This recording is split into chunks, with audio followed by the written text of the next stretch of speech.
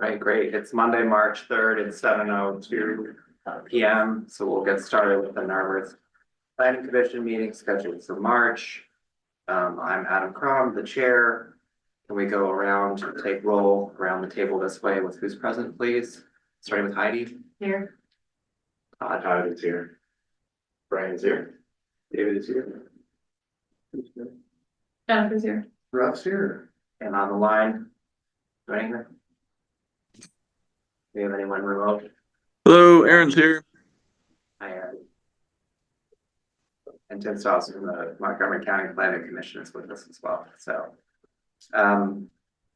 Okay, so we'll just get started with announcements and updates. So from the chair, the only update I have, I think, is that the two lot line changes that we looked at last month were approved by council and move forward, so. Everything else is a work in progress.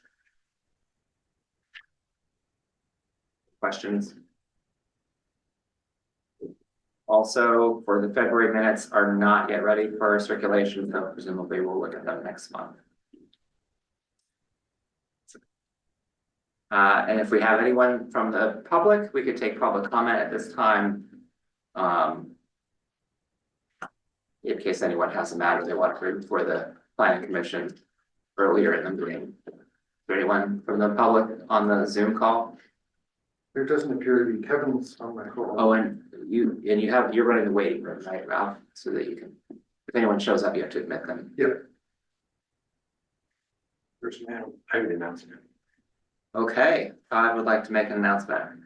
So if any of you are on LinkedIn and you're linked to me, you will see that over the weekend I posted a notice in memoriam to one of my professors, Alan Jacobs, in Berkeley, who passed away earlier, well, in February now, 2 weeks ago. And I just wrote a little tribute to him.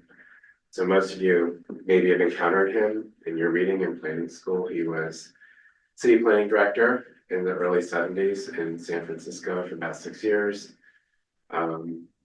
Was planning director when the Trans-America Pyramid was built. He objected to it, built over his objections. And then went on to be a professor at UC Berkeley for the better part of 30 years. He was my advisor. I helped him on a couple of his books, Great Streets and the Boulevard book, after I graduated. And there's I included a quote from him that I felt was sort of inspiring and inspired me and all my colleagues. But the real thing I want to say is if you go to my LinkedIn page and look at this, you will see a sketch that my colleague made of me, graduate school college, sitting next to Jake, because he was called, in his studio. And I talked to my friend over the weekend about this, and I said, was that me in that sketch? And he said, yeah. He says, you know, your hair was really wild back then. So, if you want to see me with my hair really wild, go to my LinkedIn page, the sketch is posted, and you'll see a nice little tribute to Alan Jacobs as well. That's my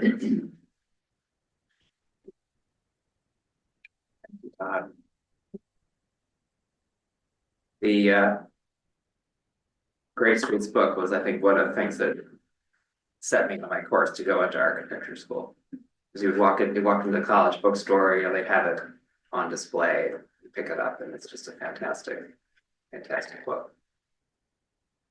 My understanding is that it's graduate students also, or students who contribute a lot of the content. Oh, so we spent endless hours in his studio. Some of us actually, my best friend from graduate school drew most of the drawings in the book as a paid, research assistant, but there were people who just constantly redrew those mile square grids just to figure out how to get them right. And they would be posted on the wall in an array. And we would just go study them.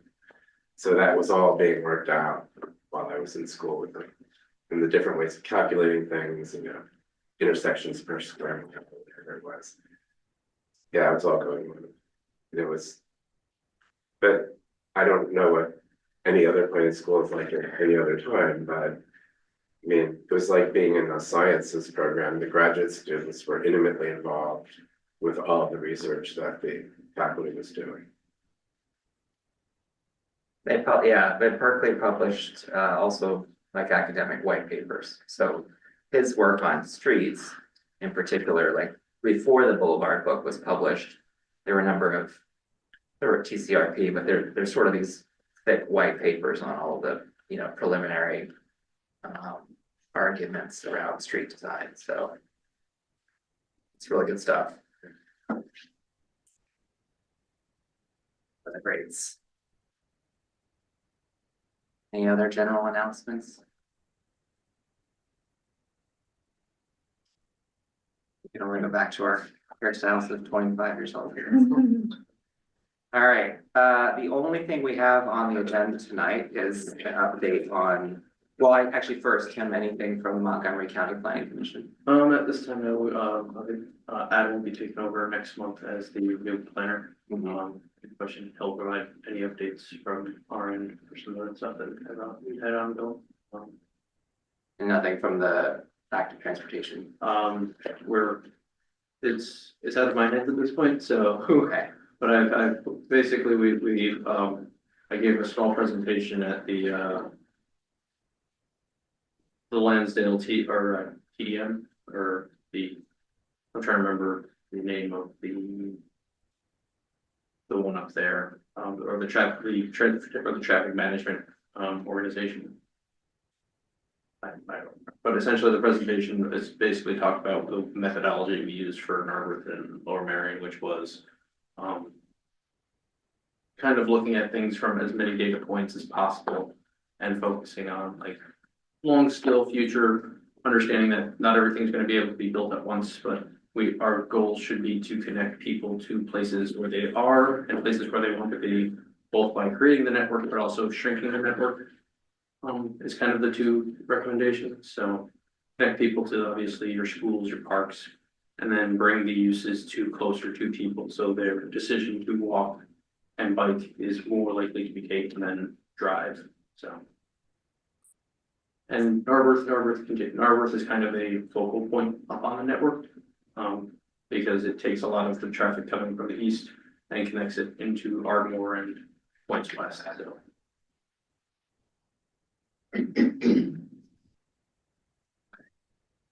well, thanks for your service, Tim, to the borough during your time with the county. So, and I'm looking forward to my, you know, season ticket invite to see the Fighting Irish, right? Just reach out. So All right. there's rooms. The house got closed on today, so there's room for people. If the planning commission wants to do a field trip out to see South Bend. We can chat about the new train station. All right, Todd, were you going to provide an update on recodification of the zoning code? I'd be pleased to, and my goal is here from Borough Council to assist. But first, so I was home tonight, we were having dinner, and Bettina said, what are you talking about tonight? I said, oh, I'm gonna present on the recodification of zoning. She goes, oh, do you think it would make people any happier if you brought them brownies? So I have a brownie for everybody. We get brownie point, or you get the In brownie exchange point. for sitting through conversation. So this is courtesy of Bettina and her thoughtfulness. After all, we had a cake for Jim, so why not have brownies for something, right? So we have just enough. I don't want to take one, but eating well, before there's enough for everyone that I had one. So. I'll let you guys go first. Brownie? Sure. You have me to stone. Would you like a brownie? Okay, come on. Take a brownie? This will give you the blood sugar you need to get through the evening. I think you guys can review them for us. Sure. Thanks. And Aaron, we're with you in spirit, I'm sorry.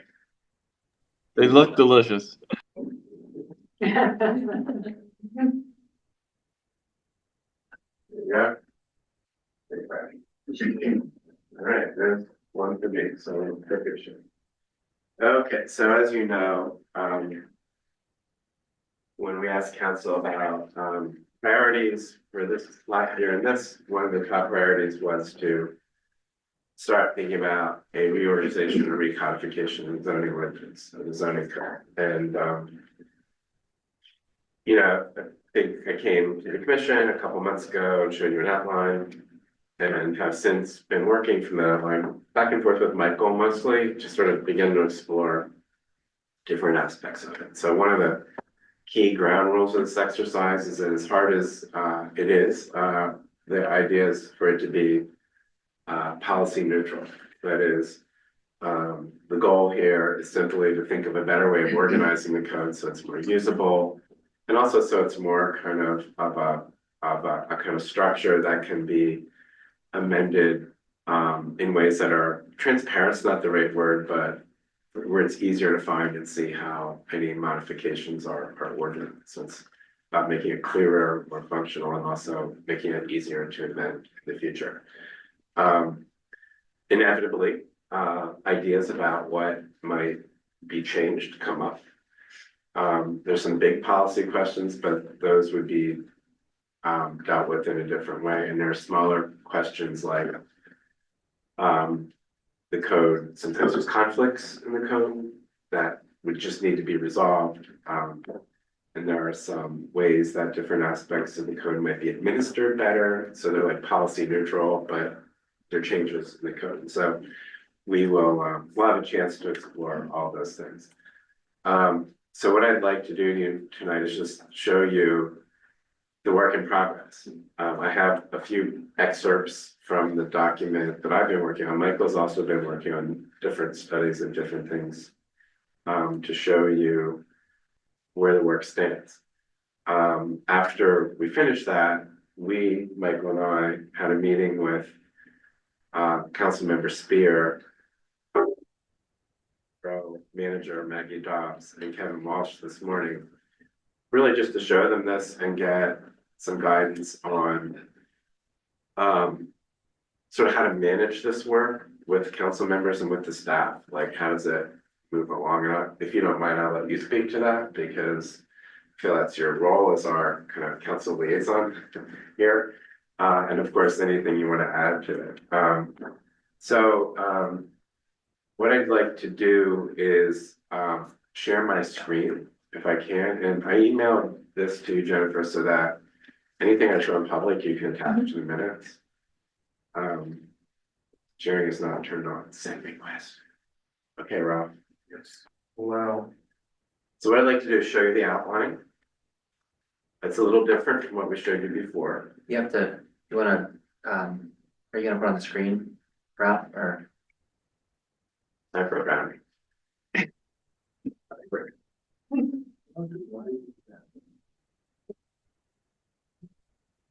If you put the Zoom meeting on the screen. Yeah, it has to connect to the screen first.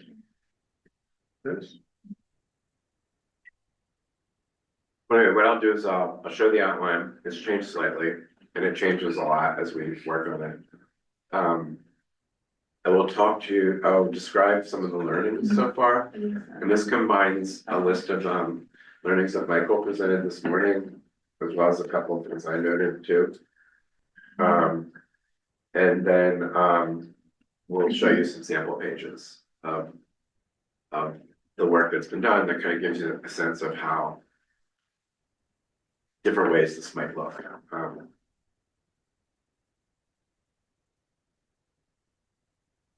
Just pick one of the two TVs, maybe. One of the Samsung.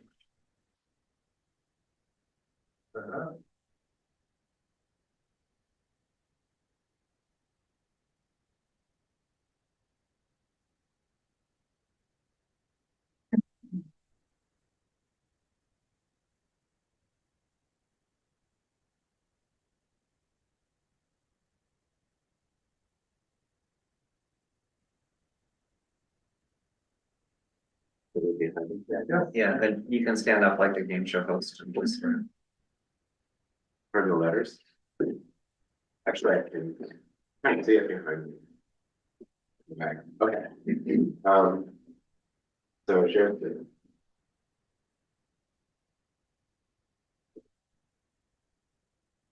Voila. This is the current version of the outline.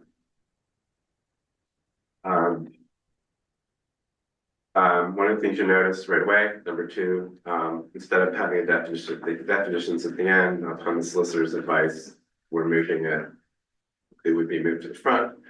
However, one of the judgment calls is it may make sense to have definitions of, particularly of land uses, moved to the chapter 4 standards for uses, so that the language about, say, what a store is actually part of the code and not a definition. So it's easier and even make it more usable to organize the definitions in the kind of hierarchy of land uses like residential, non-residential that we have in the charts that we have right now. So where the definitions for uses go might change. This is Michael's suggestion. Also at the beginning, definitions, there should also be a section on measurements. So any part of the code that talks about how you measure something, like if a cubit is the distance from your elbow to your thumb, that would be in the definitions. If you read the code now, literally there's some sentences where a method of definition is combined with an actual standard. Like you measure the height of something from your foot to your head, and it shouldn't be no more than 6 feet in the 3A district. So it's very hard to find things when they're organized. So organize definitions and measurements in an easy to refer section at the beginning. The idea that's really driving this recodification or reorganization is that the zoning district should be the portal to everything. Even though it's a form-based code, that the easiest way to kind of make this intelligible to people is to answer the question, I own a property at 200 Dudley Avenue, what can I do there? I'm in the 4A district, here's what's allowed in the 4A district. So the first section would simply be to elaborate on the zoning districts, but right now the zoning district section is pretty sparse, and so the zoning district would actually be beefed up a bit to include reference, and I'll show you an example of this in a minute, references to all the land uses that are allowable in that district. And it could potentially even include site planning standards for that district too. So the district, and it would also talk about the building types that are allowable in that district. So potentially you could go to the page of the code that's about the district you're in, find everything you need to know about the uses that are allowable, the building types that are allowable, and potentially even the standards for site planning in that district. And then one of the things we are discussing is how to handle the downtown district 5A, which really functions like 2 or 3 different districts, depending on how you look at it. So we have special rules for Haverford or Haverford and Narberth that relate, for example, to what happens on the ground floor. We have special rules for Windsor Avenue, which relate in particular to the kinds of apartment and mixed use buildings you can have there.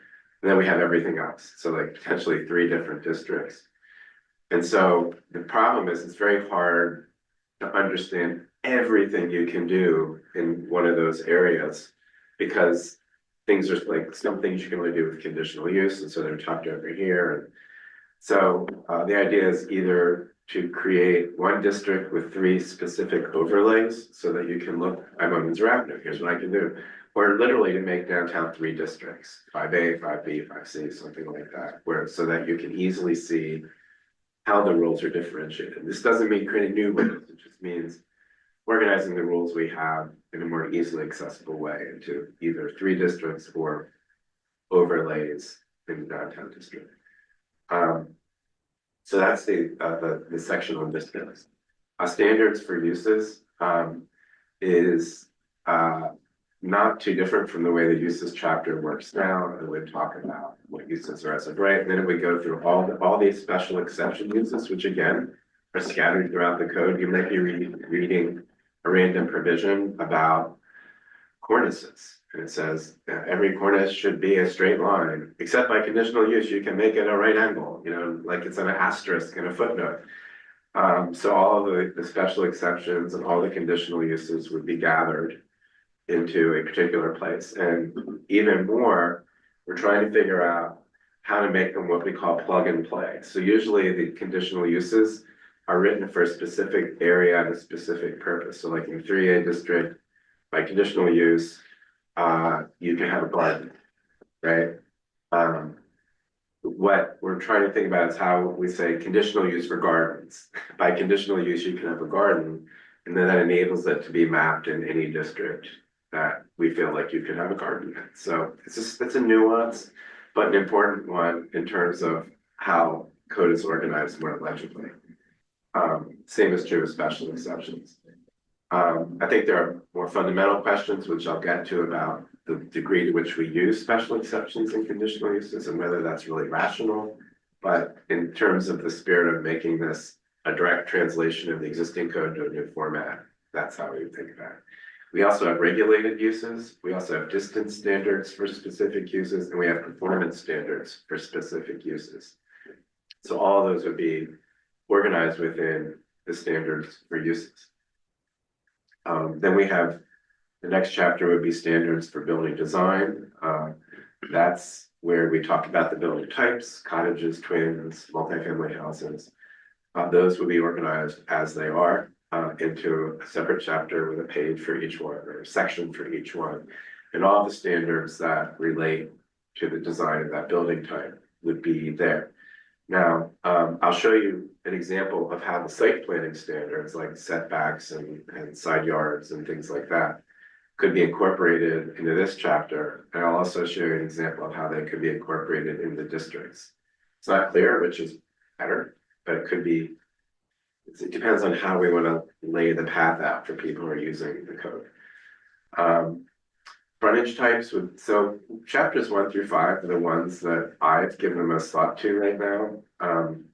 The organizing of the rest is kind of the way it was before. A chapter on the frontage types, porch, courtyard, accessory buildings could potentially be its own chapter, or it could be a building type. I'm not sure what works best yet. The green design right now is it's a set of conditional use requirements, actually, which for some reason are in chapter 800.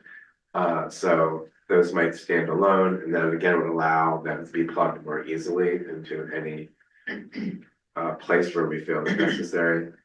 Parking is quantitative standards and design standards. And we'll talk about standards in a minute. I don't know, we're gonna have a prize for who can name this next category of things, but we have a set of provisions for lots that are not rectangles or are rectangles on more than one street. So we also have lots that are more than one district. So we have lots in more than one district, buildings in more than one district, corner lots, through block lots, and lots that Adam and I have debated over and over again that aren't rectangles, that have 5 sides, that don't have a rear or have 2 rears or whatever. All those provisions would be pulled together into one place if you have this odd situation. And then we also have rules about non-conforming situations, again, scattered throughout 4 or 5 different chapters of the code. Those would all be pulled together into one place. So whether it's a use, a lot, structure, a feature of your building design, all the non-conforming situations will be pulled together. And I think when we do that and look at that, we'll be able to see where the real gaps are and how we handle, because, face it, we are, for the most part, a built out community. We have a zoning code that was imposed on a place that was built before zoning. So it's very common to find things that are non-conforming, and very common to find things that are non-conforming that are not covered by our non-conforming rules. So I think once we organize that, we'll find potentially ways to fix that. And that is an example of a potentially policy neutral change to the code. Right now, what happens, we were talking with Kevin about this today. Kevin just kind of figures out an excuse as, justification as to why something can be considered non-conforming. It would be better for all around for that to be more transparent in the code. Supplemental regulations, this is pretty much what we have now. Later on, we'll get to the question of streets and streetscapes, which is in the zoning code, and it's not clear whether it even needs to be, or whether it could just be in the saldo, so we'll look at that. And then the rest of the sections are as they are now. So this is the working outline of of the plan, excuse me, of the code and a list of a few of the things that we're still working on. So let me give you, before I show you some sample pages, let me list for you some of the learnings combined from Michael's notes that he provided us this morning, as well as my notes. So there are some learnings that are related to code structure, and there's some learnings that are related to the relationship between a code and the built-out nature of the verb. In terms of code structure, what we see is that code amendments, many of them are conditional uses, apply to very specific areas or situations, sometimes districts, but also sometimes parts of districts, or certain situations within districts. But they're not organized as part of the districts, they're scattered throughout the code in various chapters, and so they're hard to find. It's hard to know if you're looking for one where it is. I myself in our code have had to like put post-it notes in just to remind myself of where to go that are tabbed so I can find them. Here's a really interesting learning. You know, the basic zoning code is supposed to lay out rules that apply generally in uniform way throughout a particular area, a district. And they're supposed to be sort of generalized rules. Well, we have a lot of different ways of making specialized rules, whether they're design standards, or we have at least 5 different ways. And another prize will go to someone who can find a 6th way, but we have design requirements, very extensive design requirements in our code, even down to like, you know, what you have to have over a window in a mixed use building in the 5A district. We have performance requirements, which are typical in the code, but have to do with things like noise or things about bed and breakfasts or daycare centers. We have distance requirements. Some uses can only exist a certain distance from other uses. We have special exceptions, some of which, but not all of which, have their own kind of requirements. We have conditional uses, some of which have, but not all of which have their own requirements.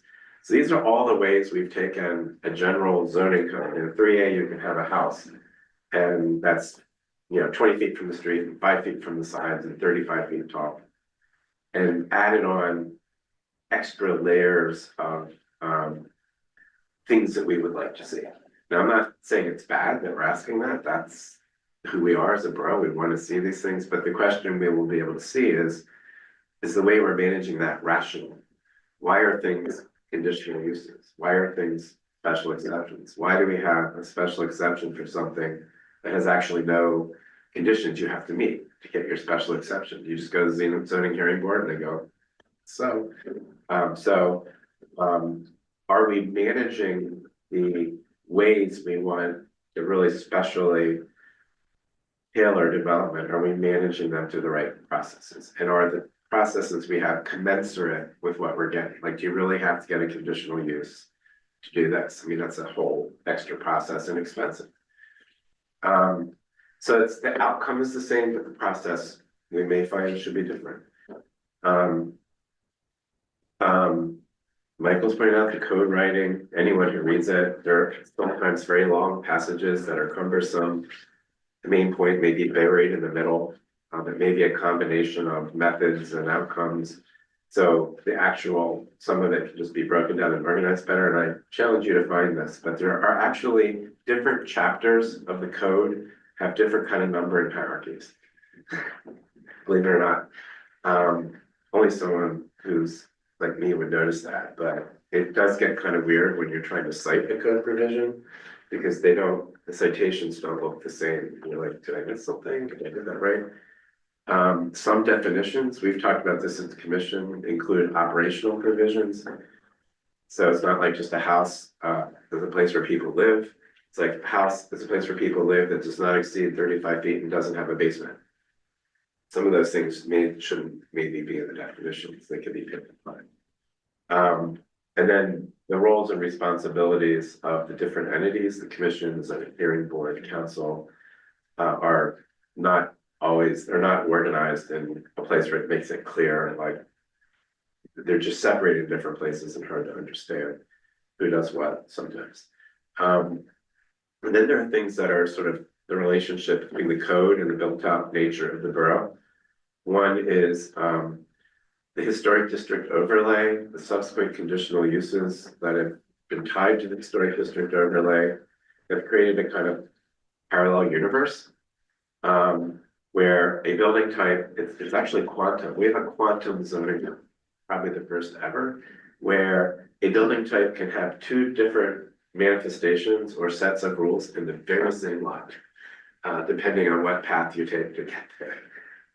It all made sense when we did it, but looking at it now, it makes it really hard. And I think the reason this is important is because if there's certain things we would like to see from a policy point of view, say cottages or smaller twins, we have to make those rules easy to access.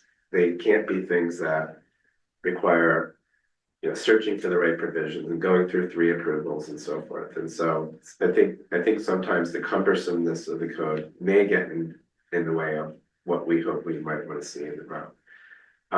Uses are linked to building type as well as zoning districts. So we might say in a 3A district, you can have a farm, right? Or that's a bad example. In a 3A district, you can have a dry cleaner, but you can only have a dry cleaner in a mixed use building in the 3A district. You can't have it in a different kind of building in the mixed use district. And that can lead to problems. We saw that at 119 Essex when the folks who owned that building wanted to turn it into a dentist office, but it didn't meet the definition of mixed use building. And you can't put a dentist office in a multifamily house. So it became a big problem just because of that. And so that may be something to revisit. I already mentioned about nonconformity regulations being dispersed, but one thing we didn't do when we created the historic district is take into account how our nonconformity regulations relate to the administration of the historic district and the harbs work. So there's kind of weird situations where the harb might need to look at something, but you can't do what we're asking the harb to do because it's a building whose nonconformities can't be approved through our code. And you don't know where to look, like, to solve the problem. And we say, oh, we'll just write a zoning amendment and fix it. And then again, that's like 119 Essex. So making the interplay between the code and the work of the historic district and the harb more clear so that they're actually working towards the same purpose would be an issue. This is revealing. All right, so I'm going to show you a couple of pages, and then we can go back and discuss it. The page I'm showing you now is an example. This is the page of at the beginning of the page about definitions and measurements. I think, can I make this bigger? I don't know. You. Just pinch and drag out.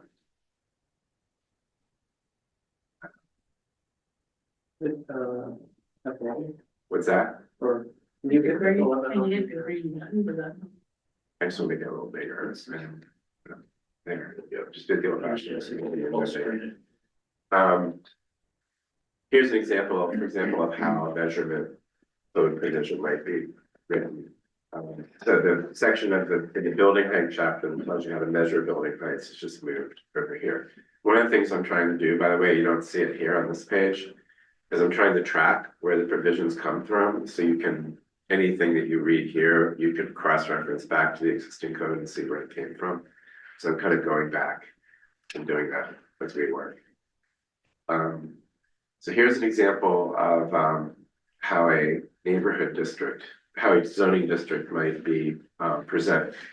So we have a description that's in the code now, and they may need to be tweaked a little. Then we go to permitted uses, as of right uses with performance standards, so that right now in our zoning use table, it just says you want to have no impact on business in the 3A district, fine. What it doesn't say is actually you've got to go to the performance standards chapter and find out what performance standards are. So that would be referenced here, as well as any special exceptions and conditional uses related to this district would be cross-referenced so that you could then go to that section of the code and find it. Same with permitted building types, which ones are as of right, which ones are allowed through a conditional use process. And there would be a cross-reference to the section of the code where you can find more detail about that building type. Cottage is an interesting example of, actually technically would need to be moved to conditional use building types because cottage is only allowable by conditional use in certain circumstances, currently. That, by the way, is an example of a potential de minimis policy change. Do we really need to have a separate process for approving a cottage versus a single family house? So the building types, it would again refer you to where you can find the actual standards for that building type. So you can see from this page alone, you would be taken right to the use tables and right to the building types tables, and you would easily get a picture of what you can do, as well as all the conditional uses, special exceptions, or other provisions that might apply to what you want to do on your property. This is what we're kicking around. This is an example of how what are now separate chapters, state planning standards, could be folded into the district. This shows both the types of buildings that are allowed in the district and then the dimensional rules that apply to that type of building type. And one of the things which is an obvious discussion point is, do we really need such a distinction among, like, why is one thing 10 and one thing 3? And well, there's a reason it's an accessory building, but you'll find these little quirky things that there's a difference between one type of building and another, and you gotta wonder, like, we decided we need to make a pilgrimage to Westchester and talk to Sean about it and find out why he came up with all these different standards. But anyway, this is an example that will allow you, if you want to do something in the 3A district, you know you're in a 3A district, you know you want to do a cottage or a detached house or an accessory building, all the rules are right here. With no footnotes or asterisks or things like that, they're all right here. This is how it would look. Same thing for 3B, which is a little more complicated, more as of right uses, more conditional uses, more permitted building types, so forth. But and then here's how the chart would look. So it's a bigger chart because there's more building types that are allowed. But this is an example of how it could. I'll let Michael has certain thoughts about the utility of charts versus text. I'll let you discuss your ideas about that when we get to it.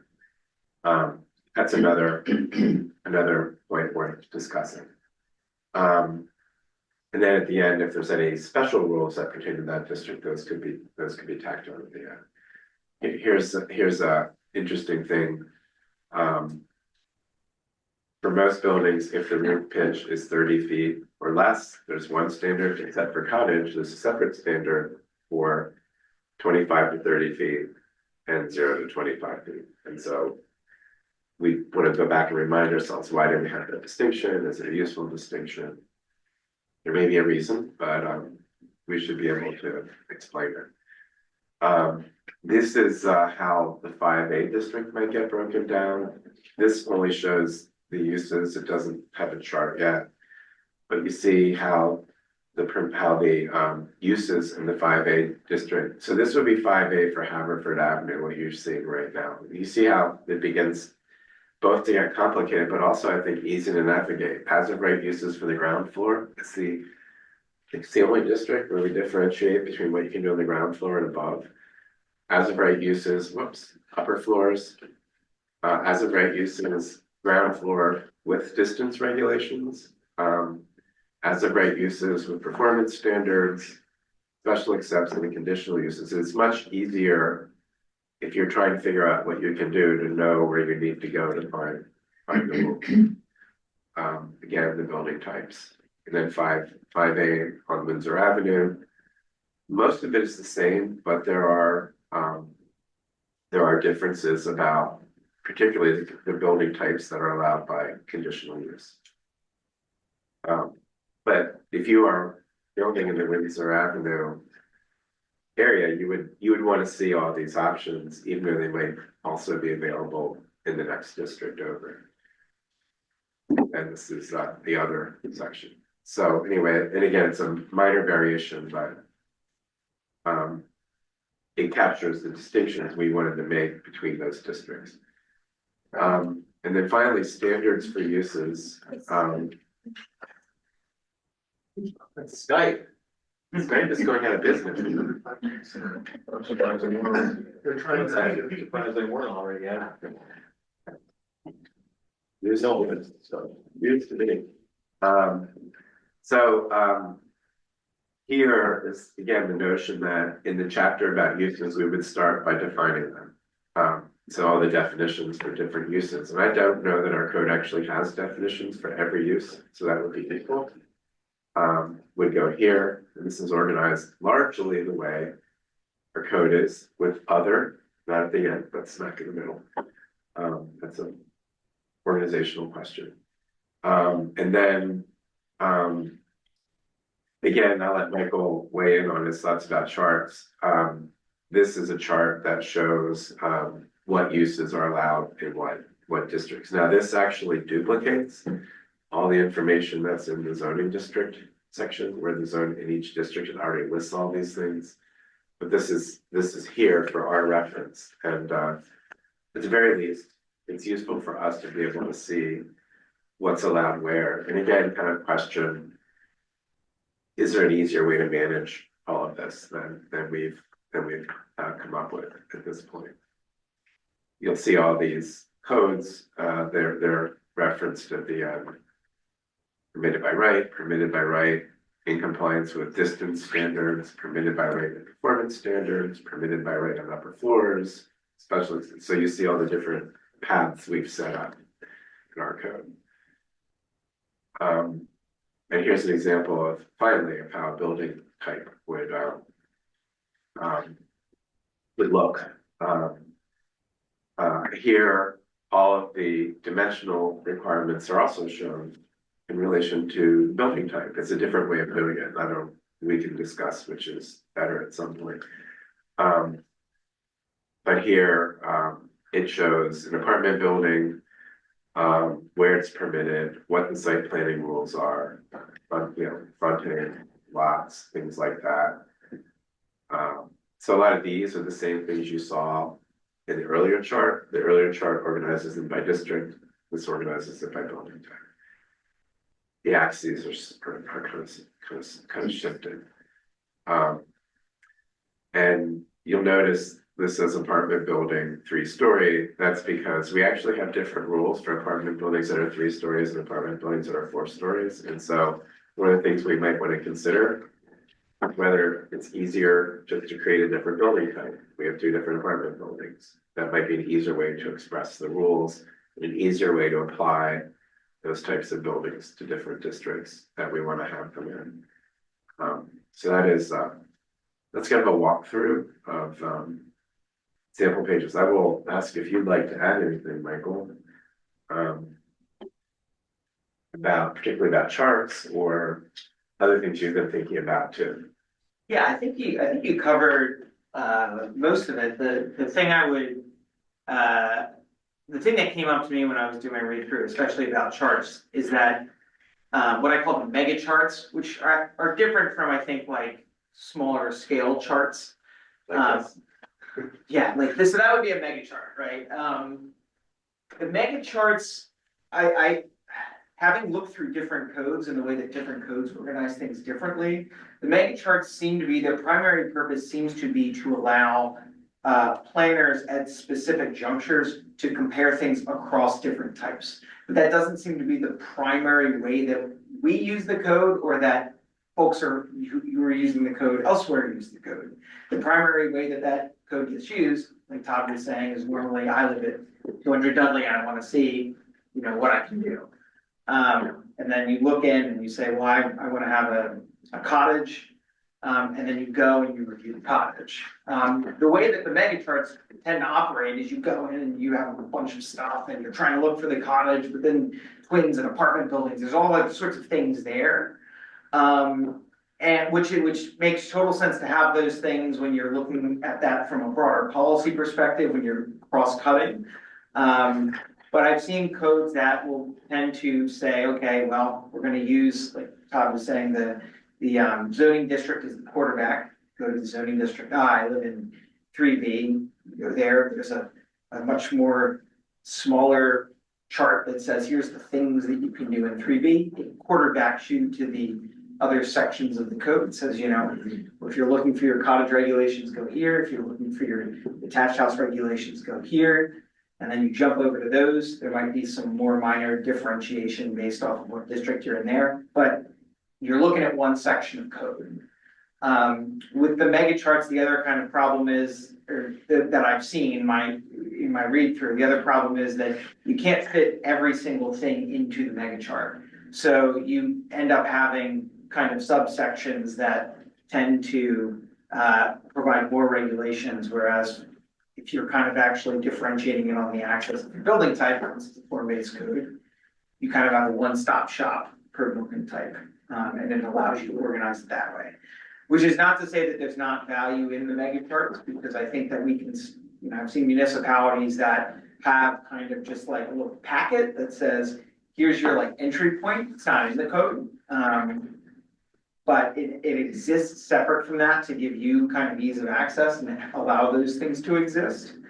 The other kind of component of it, and this was born of, I think, some of my experiences on the planning commission, was that I think that when you have, you know, the mega charts where some of that information is restated elsewhere, it makes it more complicated when you're amending it later on, because you have to make sure you caught all the references and didn't accidentally miss a reference. I remember when we would be drafting things here, we would go back and then I would find a reference to another thing and we would make sure that that got inserted. And I just know from part of my job is to do code reading, and there have definitely been times where I've gone back and found things that clearly were just existed via amendment after amendment after amendment, and that is I think that creates the potential for mischief, because you can, the plain language of the code when push comes to shove is what a court is going to side with, regardless of the intent. I know folks tend to think that the intent carries weight, but the plain language of the code will carry the day if push comes to shove. And so avoiding those sorts of situations where you might accidentally be setting up, you know, those sorts of more difficult situations, I think is key. And so I think that some of the questions about the way that the charts are outlined speak directly to that. And I know that in there, because of the way that I forget which one it was, with like apartments or whatnot, it was shown as like a bigger chart, but I think that there's a way to manage those in more by divisions. So that was kind of my, Todd covered basically everything else, but the kind of the way that those operate, you know, from a user perspective, from the way that, you know, we use them most often, and just from a way that I think kind of sets us up for avoiding potential issues in the future. Is an item that kept coming up to me as I was doing my read through of the Hey, another brownie. So in a couple minutes, would you all like to pause and ask questions, or do you want to, Michael, I was gonna ask Michael to explain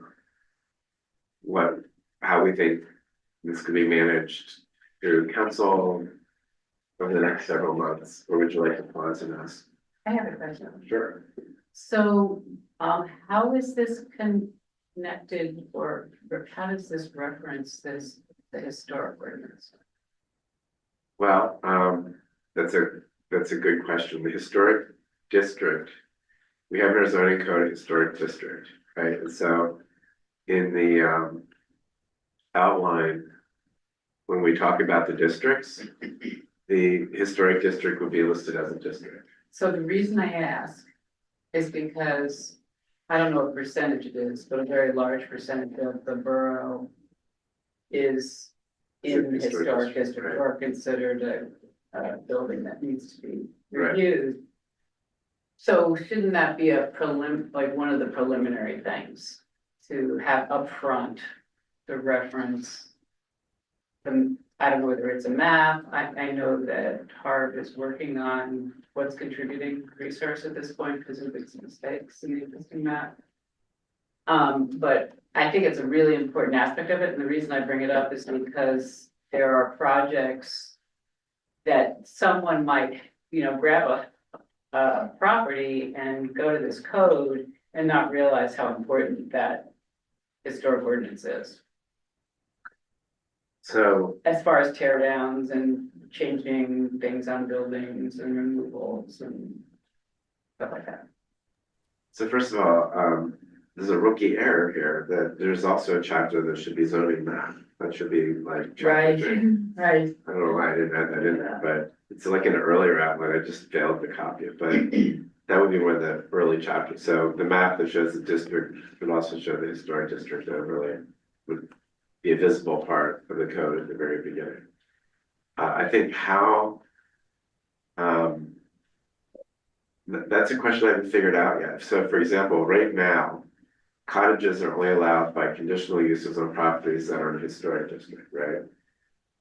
We may want to change that, we may not, but right now that's what it is, right? And so I'm trying to figure this out, like, so should rules that only apply in the historic district be in the historic district?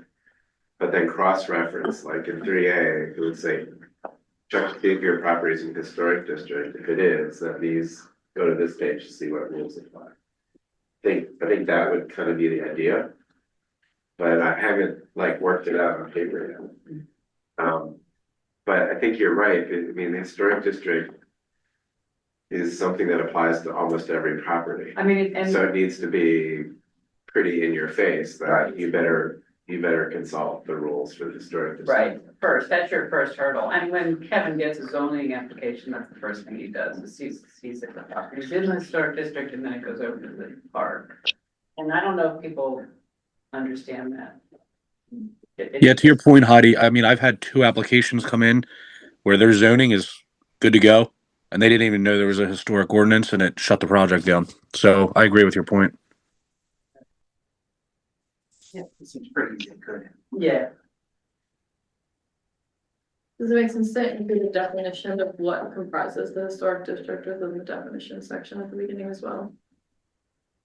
Like what years fall within that, or? that's an interesting, we're not in the code, actually. Well, it's tricky because certain things are in the zone, the historic district is a zoning district that enables us to connect the code to we actually have a whole chapter, which is the historic. It's not the historic district code. Sorry, historic ordinance. The historic ordinance, Yeah. historic preservation ordinance. Chapter 3. And all of that, Jennifer, like what are the determinations about what's in the district are actually described there, but I think to everyone's point, maybe it means like, in this example, like what I'm showing right here, neighborhood residential. It might, like at the very beginning under A or B, somehow cross-reference the historic district as one of the conditions that you need to check on. Most properties. Yeah, it should be like, the first.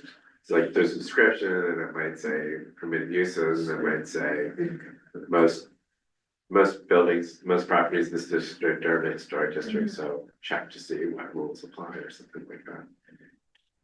It should be a highly visible note on the page for each district that signals people they need to check to see if they're in a historic district.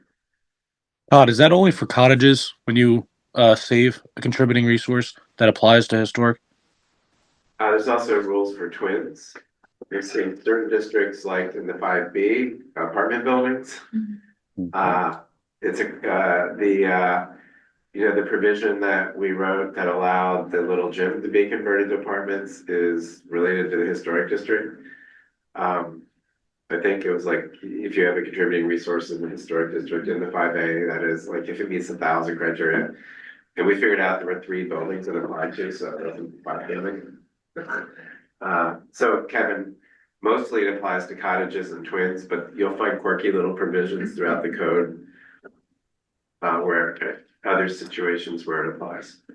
What do we think about for the, under the districts, under the, building type? You know, putting for 3A, 3B, say, you know, building type cottage, and then put like a footnote under it. Well, I think, so like if you look at the screen, we have cottage there now. I think Right. that would, there is a note already, it says permitted for lots also in the H district, and, you know, it actually says that right now. I would just move that to conditional use. But I think what Heidi said, and I think what you agreed with, is it just needs to be a more,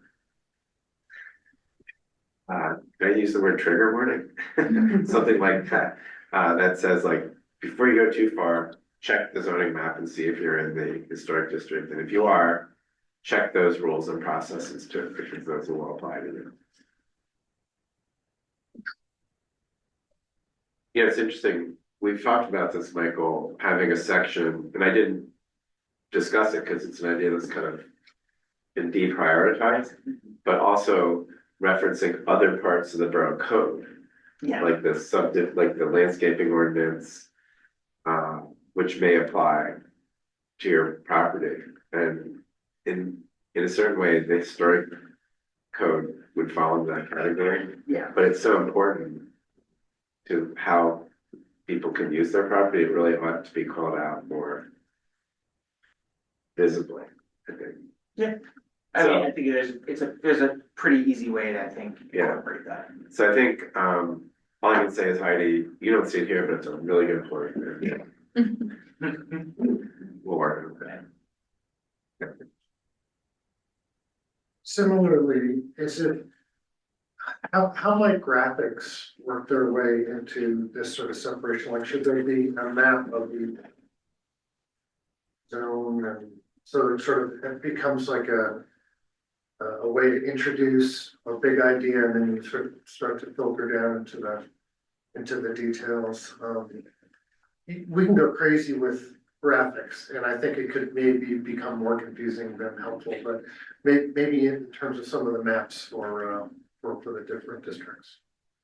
Well, we will have actually, you see here, I do have zoning map under zoning districts. So we would have a basic map of the whole borough, all the zoning districts in it. If you're suggesting like an illustrative map that shows just the 3A districts. Right before the 3A, right? I feel like that's a level of thinking we just haven't gotten to. So how, if you're asking how, the answer is, haven't gotten there yet. So that would be, I think, a kind of next level of thinking. I feel like a graphic like you just described. I think so one of the things we don't want to do is have code revisions expressed in graphics. Right, like Can we just for illustrative purposes though? That's what I'm saying, all the graphics we have right now that are just for illustrative purposes, right? So I think like in my thought process, I want to get code organization right, and then maybe we can think about how to backfill it with illustrative graphics. But not much thought has been given into that yet.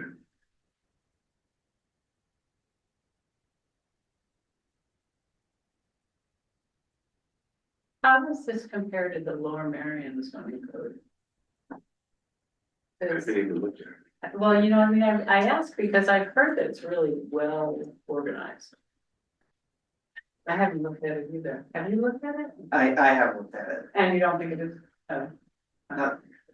Other folks might disagree. It wasn't the way I didn't think it was the most intuitive, Okay. but I also say that having a lot of respect for the planners at Lower. Yeah. Okay. I mean, it's complicated. I think it's great. It's a lot of work. How would How's this gonna happen? I think that's my big question. Well, you know, actually, I work on about a half hour a day, and it's like, you know, Bettina goes up and does quilts, and I do that. It's like, How do you eat an elephant one bite at a time? what's that? How do you eat an elephant one bite at a That's time? Yeah, what there you people go. do, like to relax, right? And it's like, spend half an hour zoning out and doing nothing but.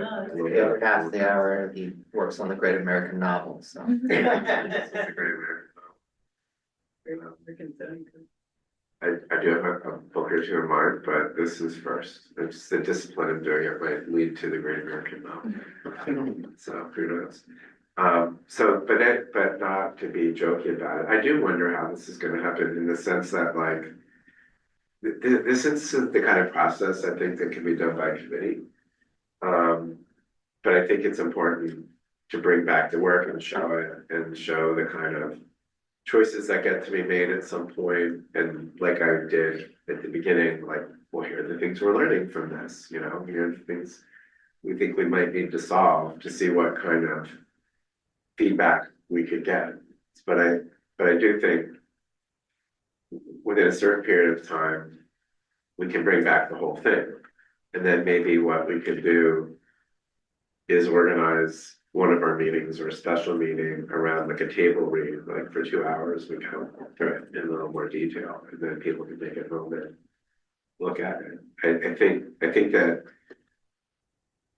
that spending too much time looking at it in an unfinished state is probably not the best use of anyone here's time, but like, you know, at a certain point advising on, does it look better to have the site planning rules attached to the zoning district or the building type? That may be a good thing to weigh in on, you know, what feels more intuitive to you. Because those are the kind of questions we're trying to solve. Or, gee, I've noticed this problem. People make applications and they don't know their historic district. How can we provide transparency for that? That's a really good level of comment to make. We ask Kevin these questions every once in a while too, to compare how we think code might be used, how he uses it, and what he hears from people who are trying to use it. So, like, I don't know if you've actually ever used it for client ID, but if you've used it that way, maybe you've learned things like you think we ought to do differently. You think that's It's so confusing now that whatever you're doing. Yeah. I mean, it seems like a really good direction, so. Yeah, Todd, maybe like for that table read, maybe it's more of a mock-up of the organization rather than all the work that it would take to, well, backfill it all. So we thought that, but what happens is it's like the proverbial sweater with a string in it. Like, you know, when I came a couple months ago and gave you an outline, I realized that some aspects of that outline don't work. So I gave you a new outline today. But sometimes you don't realize what you have to do until you actually go down and you read, you know, a particular provision, and that gives you a whole new idea about a way of doing things. So it's like sometimes I find myself doing something and I have this like whole model, and then I find something, oh yeah, right, exactly. So that actually needs to be approached this way, or so, you know, right now you could look at the sample pages. I mean, you could look at the pages that you have that I sent you all and see, you know, see if there's anything you could observe. But it's hard to look at sample. We thought we could look at sample pages, and we have been trying that. But what we realize is you can't really know how sample page is going to turn out until you look at the whole thing. Well, I think the important thing here is especially the upfront sections where you have every, like a page per district. That's gonna be the most important thing. People are starting a project to look at. And the references inside are up to them, but get an overall is really gonna be like that. I mean, if it can be condensed I think, you know, you were saying the wordiness, I mean, I think that's truly problematic. We struggled with the wordiness of some of the chapters. And then it's kind of the. well, and I also have to say that running through this exercise gave me a very deep appreciation for the folks who did the form-based code rewrite, it's a decade ago. Because I went back and looked at the code prior to that, and obviously, you probably would not be able to get to this level of thinking had there not already been like so much work done to create a more rational basis. I mean, the whole point of it was to be conforming and make the existing houses in the borough conforming, and how do you do that? They wouldn't know. Because there's so nuanced, because many variations.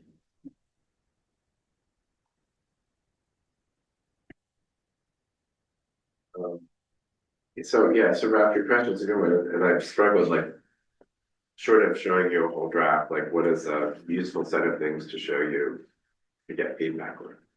I mean, what I have now is what you could look at. I mean, it would be useful for you to think about, you know, right now the site development standards are separate chapters, so you have to look for zoning uses, you have to look for site development standards, you have to look for building design standards. And they all are blurry, you know, you'll find different standards in each chapter. And so, you know, in this case is it easier to think about site development standards in the context of the zoning district? Or is it easier to think about it in the context of a building type? So like if you're approaching this and you're going to 3A neighborhood residential, is it easier for you to go down and say, okay, here are my site development building standards for all the different kinds of buildings I can build in this district? Or is it better to say, no, I'm allowed to build a cottage, so I'm gonna go to the cottage page and see all the standards I apply. That will be interesting thing to hear what people think. In both cases, they're organized according to building standards. Yeah. Right? Right. It's just like, where do you find it? It's how do you then organize the building standards in a way? And here what this tells you is like, oh, I'm in 3A. I can build a cottage, detached house, or I can have an accessory building or, oh, so here's what I have to think about when we're doing one of those buildings. Yeah, I'm leaning to this. but my concern especially with this is we then there's duplicativeness in this. So if in the future, the council decides that it wants to modify the standards for the cottage, you now have to go through every single zoning district where the cottages are allowed, make sure that you haven't accidentally missed something versus being able to go to the cottage section and you know all the cottage standards live in the cottage section. Right, so I'll show you what that looks like again. But so the version of this that you have here, I think it can be a lot more condensed than this, right? So if you go down to here, this is actually an example. So go down to here. Most of these are things where the apartment building isn't even allowed, so it doesn't need to be there at all, Right. right? So this is way bigger than it would reasonably need to be under any scenario, because right now you're seeing it's only actually in 3 of these, the rest of them could go away. Extraneous, yeah. Right, And if you look at things like, so, if you look at things like cottage, for instance, because the standards cross-cut so many districts, it could actually just be in one column with some minor differentiation. Like where it's a lot allowed. cleaner. and Right. what it is, yeah. so if you got rid of those extra columns, in this circumstance, what you would say is, okay, so you'd start back here. Say, okay, I'm in 3A. Oh, I can do a cottage. And then you would kind of like hyperlink, zoom. Well, let's say, well, we don't have cottage, but just pretend. And then you can go to this page and say, all right, so I can do a cottage. Oh, I can do a cottage in 3C, 4A, 4B, and here's the rules I have in that district, right? So you link from the district to the building type, which shows you all the rules you have to follow if you want to do that building type. Problem I have is if you say, oh, but I want to do, maybe I should do a house, Well, then you jump over to house. then you have to jump back and jump back. So anyway. But that's the way that most of us, right, so like when we're reviewing the code, especially from a user of our standpoint, someone comes and they say, I have a cottage. And then for us, if we're looking back at the code, we're just going to the cottage section. We don't have to continue to go back and forth, because we've been presented with the cottage. But I think probably for them as well, I think they go through, they look at the cottage section. If they want to bounce back to detached house, then they know that all the standards for the detached house are there. They don't have to consistently go back and then sort through that. It's a mixed use building, and it's in discrete sections.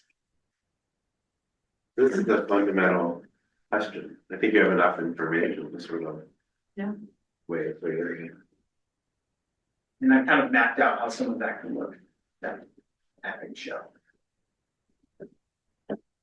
I was gonna say, I don't want to toot my future employer's own home, but they have like what you're kind of describing in their zoning code. Yeah, I've seen that done.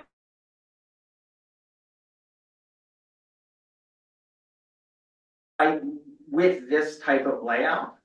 And then it was after iterating it that I realized that that problem might not actually be the way that made the most intuitive sense from a user perspective. And I found my way to be kind of other realm. I think the other thing that I keep thinking about is Norway's such a small borough to be, and as you started out talking about how few lots there are developed that even and look at this code, and that's why I think the historic ordinance is so important to reference, because again, it's only so many properties to be built out. Yeah, I think it'll be easy to incorporate that. Yeah. Right. Another thing you all can think about is, especially those of you who've been around the commission for a while, is what have you learned, like if you play back the different land development applications you've been involved with, what were the issues we had to deal with from zoning ambiguity, or where we might end up having to create a zoning fix or something, and how do you feel those could be addressed? Like, those would be interesting things for you to think about too. Like, so Todd, you remember when we, I mean, we thought about Essex a lot, but we didn't think about that crazy flag lot thing on Elmwood, you know, like, have we thought about that enough? And so you might want to think about, you know, based on what you've heard me say and the issues I've raised, the different land development cases you've had a chance to think about, and whether there are other issues you think came up that you want to make sure get addressed. That'd be another way you could help at this point. Yeah, Todd, you know, Skype keeps coming. That's great. Anyway, like you mentioned to Heidi, I think the idea of sort of imagining who would use it and come up with the different scenarios of a developer picks up the code. What do they want to do? How do they want to find information? A homeowner picks it up and they want to do X, Y, Z. If we could like play out some of those scenarios and see how they would use it, maybe that would answer some of our questions about how it would work. And maybe you've already thought about that, but. Well, I try to, but like, you know, we asked Kevin about that a lot. Like, so Kevin, what do you, like, when you try to use this, when someone comes into your office, like what happens? You know, but that's why I asked you, like, if you've had a client in Norfolk, so how did it work for you? I can only imagine, but hearing, you know, I think maybe we could, maybe a little further down the road, ask some of the people who come to us with applications who deal with the code as much as anybody. Well, and like when we were developing the farm zoning code, we were trying to look at what properties might get developed and what issues they might have. And we already saw it at the Price House. I mean, I don't know what's happening on that lot, but how can we better define that lot? I mean, that's one of the odd shaped lots that, you know, I mean, but it's an important project. And so how do you kind of identify the lot that sites that are really gonna be impactful to the way the borough feels. Right, and so, we're trying hard to sort of just have this right now be, the kind of reorganization of what's there, but I do think what you're saying is important in the sense that, council's also asked us to think about housing. And the kinds of housing that's built here, and what kinds we wanna have built here, and whether the code gets us there, right? And so having this cleared out will help us think about that. Council's also asked us to think about areas in the 5A district that aren't Haverford Avenue. And what might happen there. And so having all this kind of more At the same clearly time. organized Mhm. helps us do what you're asking. Mhm. And so this might be a good reason, a good segue to how this gets presented to council. Is it, a fundamental question is, do we simply present the council the policy neutral organization and ask them to adopt it, or do we present it with some potential changes in administrative processes or quick fixes, or do we just let this live for informational purposes and then look at more substantive changes? Perhaps Michael, it'd be a good time for you to weigh in, to step in to talk about how you see this moving forward. Yeah, I think that was the way that made, I think, the most sense was to, keep get a bucket, right? Any of the things that are, obviously if it's policy neutral, then that seems fine, right? But then you have a bucket for all of the things that may not be that, but may not be so significant as to warrant a fully separate process. Keep track of those things for transparency's sake, and then those can be, as needed, discussed here, elevated to council if the general consensus is, well, they may be somewhat substantive, but they make rational sense within the logic of the code, then they could be addressed. But I think the overriding goal with that, right, is to keep track of them, to make sure that, everyone's aware of them, that it's transparent, and that, we're understanding, that the logic, that the logic is being able to incorporate those, whatever those conflicts, resolve any conflicts, or other sorts of things, with the overriding goal of this to be, as policy neutral as possible. Though also understanding that, we'll have certainly, in the list of kind of things that council and planning commission communicate about in terms of priorities that, there is interest in trying to head towards, examining our housing outcomes and whether that ends up being incorporated now or incorporated in, some sort of future process that can more easily be amended once the structure of the code makes more sense, that could be discussed. Right. Is there also there's reference to the SALDO?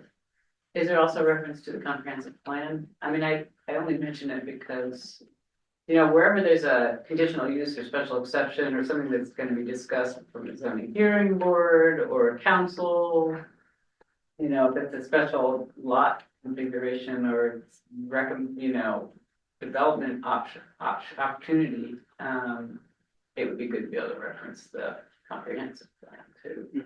I think most of the conditional use provisions do, I don't know, and it may be in the general intent in, Like a preamble kind of, right, yeah. but I don't know if it's how more broadly it is at Yeah, this point. yeah. So you'll find it cross-referenced here in the existing code at the beginning where Okay. the intent and authority.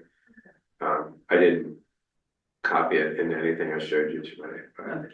when I emailed you has it. Okay. And then also Michael's right, currently the conditional use processes live in a chapter way in the back of the code. And in addition to any specific things that might be attached to a particular conditional use, like you want to build a garden, 80% of your lot has to be dirt, that kind of thing. There's also standard conditions that have to be met for every conditional use. And those are comprehensive plan talking points. Yeah. That's where it gets. Frustrating. So remind me again, what's the timeline to have a draft so that we can do a role-playing exercise where some of us are developers and some of us are code enforcement or code officers? Cops and robbers. Yes, yes, whoever wins gets to the, Well, right now it's just a guess, but I think potentially we could look to do that in May. I hope to be done sooner than that, but unfortunately, I don't think I'll be able to attend our April meeting. In another city, in a public meeting that evening, so I won't even be able to zoom in to our meeting. So I think that in reality, that would be in May. which down on the agenda then. All right, well, I think we could also say, between now and then, a small group of us, like no more than 3, wants to meet to look at anything more closely, that would be possible too. We can have smaller meetings. I mean, I'd be happy to meet with 1 or 2 colleagues at a time to kind of go through anything in particular. Folks would like to go through. we'll need to circulate a draft, I think, if you want people to have input, so. Yeah, well, the draft as it exists now, I did circulate this weekend, not because I expected you to read it by today, but because I wanted you to have it in case you ever wanted to look at it. I mean, especially if we don't have other things on the agenda, we could continue like we are tonight. Continue to look at your progress and, we have months to look at it. Maybe it's one section at a time or something. Yeah, Yeah, we'll have to think about the whole reading of the bill for the full chamber or whatever. There is a function, by the way, like in Microsoft Word where that will read it to you. So, but I find that the voices are sometimes a little bit like theatrical. They get a little breathy sometimes, like, and your zoning code will permit a cottage. What's in that cottage? We'll find out in the next chapter. So anyway, all right, we're aiming towards a draft for, review for recodification in May, and then I think we discussed earlier, we've discussed that this is about the organization, it's policy neutral, but on the other hand, and fixes, I guess, minor fixes, and then the, part B would be if there's any policy recommendations that are considered separately for the actual zones and so on, so. I rest my case. Thanks for all your work, Todd. It's a lot of, great job. yeah, it's a lot to put in. Great, well, if there's nothing else, does anyone else have any questions or announcements for the good I of have the a order? question. Mhm. What's happening on council side regarding the downtown and potential downtown manager or somebody to help us identify uses and mixed uses and best uses and how to get good construction? I mean, Yeah. it's very concerning, as everybody knows, that there's some dead property down there. There's, so the short answer is there hasn't been any action. I've tried to look around and see what potential services exist out there. I know that in the past, just because we're a small borough, there have been concerns that we might not be able to have enough money to hire on like a full-time person, but I kind of thought that probably there might be shared services that do that sort of that might be able to provide those sorts of services that, on a consulting level. I do think there's potentially like a longer term exploration that that depending on what happens at the state level, we might want to keep an eye on. The state may be revamping its Main Streets program. It's unclear to me what that looks like at this point, but we wanna keep an eye on that to see if something like that does become a potential, but certainly for the short term, just like, not speaking for council, just speaking for myself as an individual council member who's trying to do research, because I know that that is something that the planning commission has articulated, and I know that folks have articulated an interest in that. I've tried to chase down what some of those opportunities might be like. I think, and again, because I want to be clear that I'm not speaking for council, I don't want to go into any details. I think I've identified, a potential option that might work for a borough of our size. And I've been, trying to kind of, just have informal conversation to see, to gauge level of interest. But again, I'm only kind of speaking for some of the research that I've done, and my hope is that if there is interest, I'll be able to report back that, that you're exploring something that might. I mean, I know, I've I'm sure council understands how dire the situation is and how important it is to move this in a quicker fashion and make it a priority discussion. I don't know, I definitely think it's a priority. I mean, I don't know if there's any way to get the word out.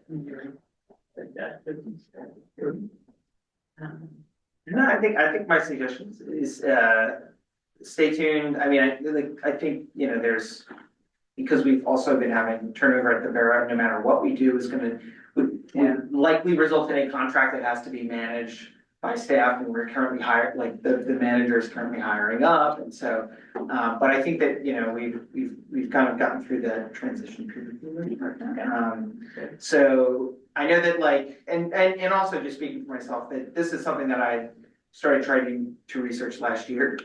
And I was kind of ready to try to be, active about it, and then we had turnover. Yeah, so some of that pause was due to me kind of putting that on hold while, some of that happened, Well, but thank you. don't thank me yet. For at least having it on your mind. Yeah, well, no, thank you to the planning commission. I know that it's something the planning commission's raised a lot, Yeah. and I know that it's out there, so I wanted to follow up on that, planning commission's recommendations. I was going to recommend, in an item that we've discussed in the past, but I would definitely reach out to your county commissioners to have them expand the commerce department to maybe make a Main Street manager that the county can lend people, like smaller boroughs. Yeah, I think I brought that up, and as part of this research, I looked back with the existing, commerce department and went back through the memo that they had given us. It is definitely something, I know that whenever I talk to the county folks, shared services has been one of the things that I've brought up in a number of different facets, including this one. And I know the county commissioners have expressed, expansion and utilization of more shared services, particularly for different financial situations for different communities, just because some places don't have massive budgets and they have to make do, and just having that be able to share it across like a more revenue neutral-ish aspect would probably. But I mean, is the central problem that some of the largest spaces are planned for rebuilding and redevelopment, but it's all paused? I mean, they're not really on the market, are they, for tenants? Are they? But you mean 230? Yeah. Yeah, I mean, I think that's a significant component of the vacancies in downtown. Yeah, I mean, I've heard that there's likely a tenant headed for the corner. But obviously that tenant will need to do build out, finish out in that space, since right now it's just a commercial box. So assuming that kind of continues along its way, it'll still be time before that tenant comes in there.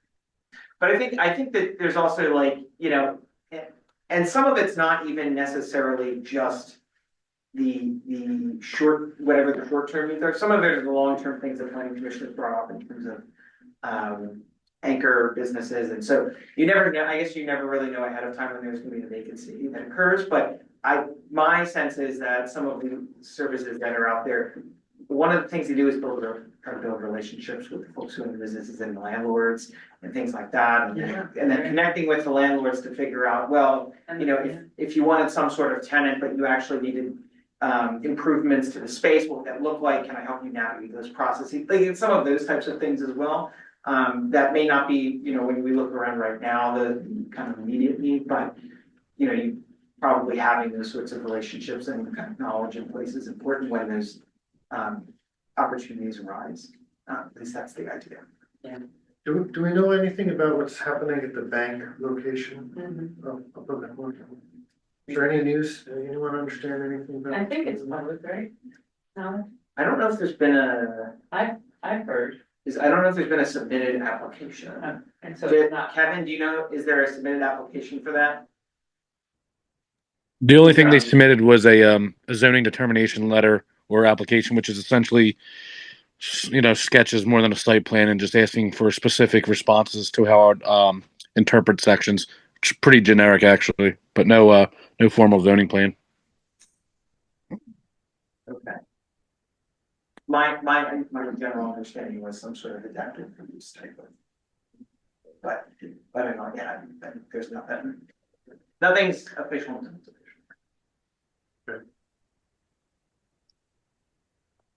When it's official, it's too late. And I'll can always ask like this question as I'm heading out the door though, what does the Industrial Development Authority do exactly? Yeah, the Industrial Development Authority is a really interesting entity. They provide, as best I understand it, because I'm not an expert, and they provide, they have the ability to provide preferred borrowing rates for projects. These projects do not necessarily need to be in Narberth, but there should be some nexus to Narberth. They do have to operate on some form of like manufacturing. There's like a list of things, and then they from those sorts of deals, they get a certain amount, they get a certain cut of whatever the savings by providing the preferred rate is, and then that money lives with them, and then they are able to reinvest that back into the community. So for instance, we had the new roof council allocated funding last year to put a new roof on the library because it was going to collapse. And then as part of that, there were other kind of smaller scale improvements that that kind of we wanted made to the library to just make it nicer while the roof was also being redone. And so the Narberth Industrial Development Authority, David Burdow was the chair at the time. He coordinated with the manager who was Matt at the time. They, I believe, doubled up funding that was committed by other civic organizations. The veterans, the Girl Scouts, and the library board, I believe, there's three entities in the Narberth Industrial Development Authority for additional funding to provide additional improvements. No, I was just curious to see if it could be applied towards anything, particularly in the downtown.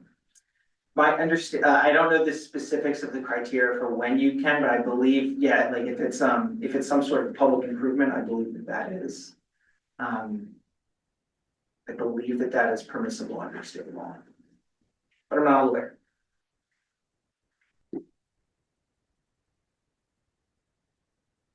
Some other things too. All right, anything else? There's nothing else. Do we want to entertain a motion to adjourn? Motion to adjourn. Is there a second? Second. All members in favor of adjourning, please say aye. Aye. Any opposed? Motion carries. Let us offer Tim our best wishes to. Oh, yeah. I'd like to- Appreciation for your You bring a collection of